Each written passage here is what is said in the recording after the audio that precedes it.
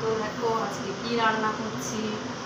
আমার কড়াটা গরম হয়ে গেছে, পুরো তেলটা গরম হয়ে গেছে। এর মধ্যে আলু ভেজে নিয়েছি, এবার এর মধ্যে দিয়ে দেবো পেঁয়াজ।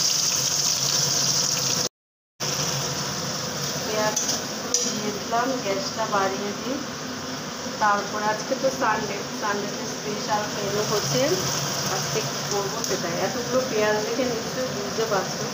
আর দিয়ে এখানে ভাত করে রাখতে বলতে হবে, তাই না? হয়ে গেছে, এবার বন্ধ করে রাখলে গরমই হয়ে যাবে।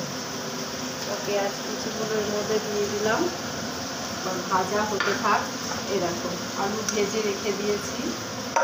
আর এখানে করছি আমি ভাত, ঠিক আছে? ভাতটা কী করেছি জানো তো, অর্ধেক ফুটিয়ে রেখে দিয়েছি। দেখো ভাতটা এরকম হয়েছে, দেখা যাচ্ছে তো।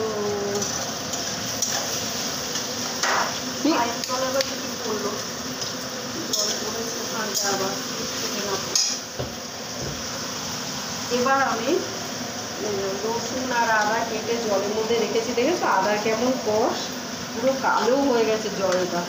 মানে আদা রসুন ভিজিয়ে এরকম জলের মধ্যে ভিজিয়ে রাখতে হয়, তাহলে কষ বেরিয়ে যায়। এবার এটা আমি মিক্সিতে দেবো। এর মধ্যে দেখো, এর মধ্যে পেঁয়াজ ভাজা হতে থাকবে। এর মধ্যে লঙ্কা আর জিরে আর ধনের গুঁড়ো দিয়ে রেখেছি।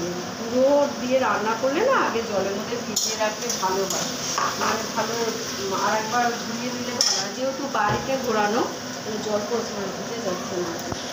এবার আমি এইগুলো দিয়ে দিচ্ছি, মিক্সিতে করবো। নাড়াচাড়া করছি কিছু।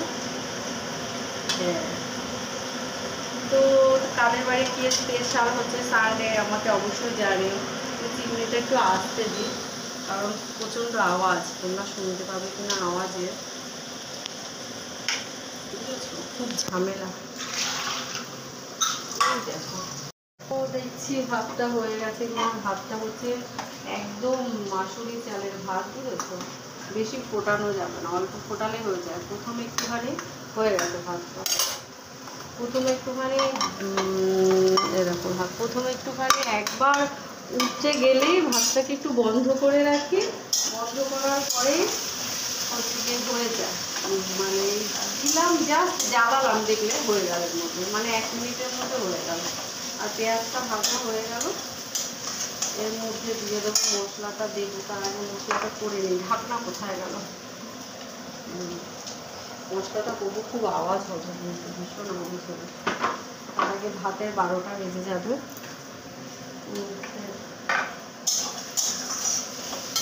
না এর মধ্যে একটু লবণ দিয়ে দেবো, তাহলে না লবণ দিলে পেঁয়াজটা তাড়াতাড়ি সিদ্ধ হয়।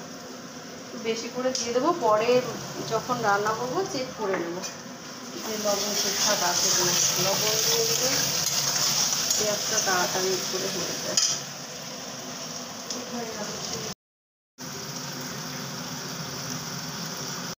তো এর মধ্যে তো মশলাটা দিয়ে দিয়েছি ভালো করে, এর মধ্যে তো লবণ দিয়ে দিয়েছি। এবার দিয়ে দেবো হলুদ, ঠিক আছে? হলুদটা দিয়ে না ভালো করে কষাতে হবে। হলুদটা দিলাম, এবার সুন্দর করে যত পারবে, যত কষাবে তত বেশি ভালো হবে। তাহলে কষিয়ে নিই, পরে দেখিয়ে দেবো তোমাদের পুরো ভিডিওটা। টাটা।